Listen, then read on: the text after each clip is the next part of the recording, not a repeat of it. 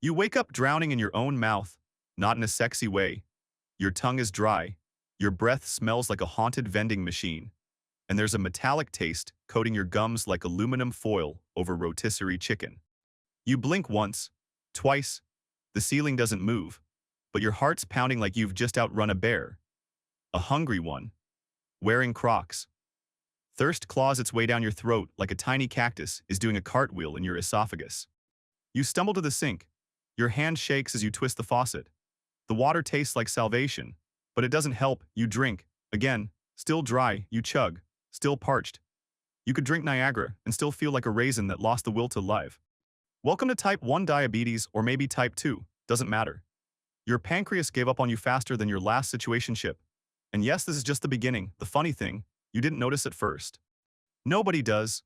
Your blood sugar had been rising like a bad stock tip, quietly accumulating damage while you blamed everything on being tired. Your urine was the first to stage a rebellion, frequent, frothy, and full of sugar like it was auditioning for a soda commercial.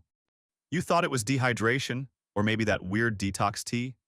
Meanwhile, deep inside your abdomen, your beta cells were throwing a tantrum. If it's type 1, they were probably slaughtered by your own immune system. Type 2, they were just plain tired of your lifestyle. Either way, insulin production, 0 stars, would not recommend. By the time your A1C test comes back looking like a printer error, the damage has already begun. Blood sugar should hover around 70 to 100 milligrams per deciliter. Yours, try 300. That's not a number. That's a threat. You don't feel sick, though, yet, just sweaty, cranky, and vaguely like you've been inflated with pancake syrup. But yeah, that was the easy part. It starts exploding from the inside. You eat, you crash, you don't eat, you crash harder. Your body turns into a toddler playing with the thermostat. Hot, cold, faint, ravenous. You sweat like you're hiding a felony and your breath starts smelling like nail polish remover. That's not a metaphor, it's ketones, acetone, literal death perfume. Diabetic ketoacidosis, DKA, sounds like a wrestling move. Feels like being wrung out like a dirty mop. Your blood turns acidic. Cells scream for glucose, but can't use it. So they burn fat, then muscle, then dignity. You vomit, you shiver, you hallucinate your ex apologizing.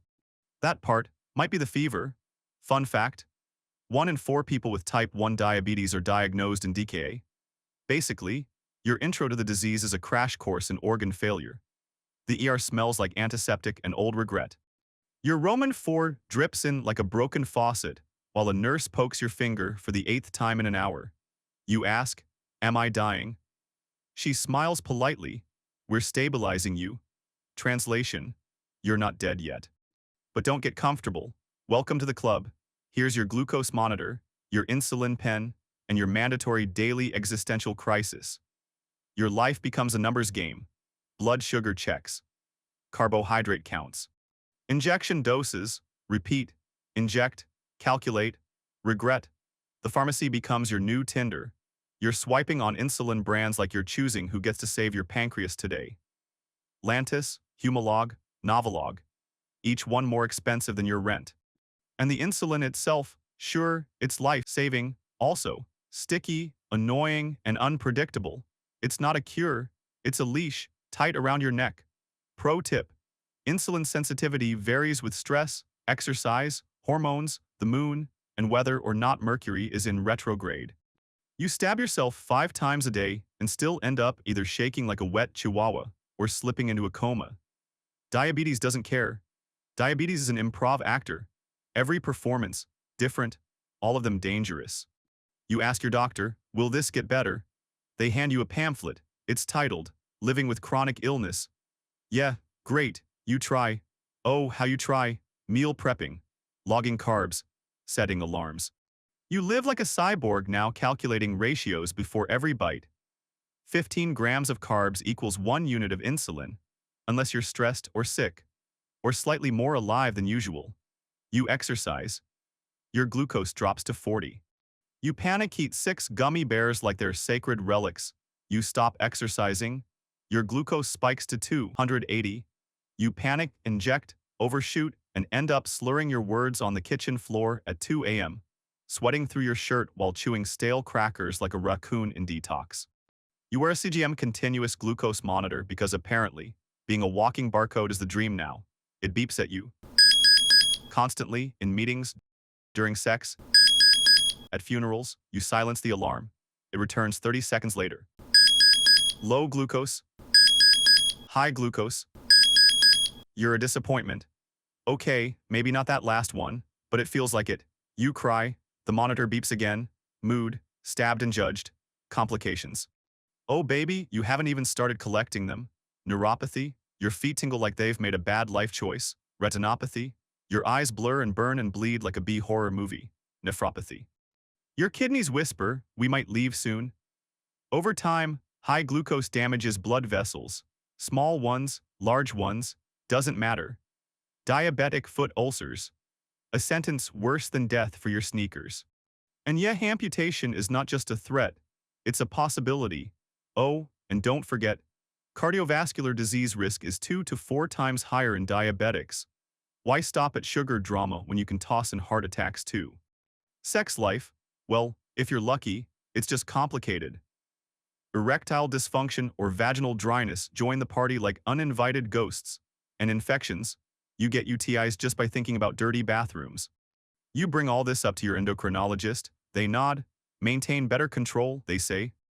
Cool, why didn't you think of that? Years pass, you're still alive, but every meal is a hostage negotiation. Your fingers are calloused.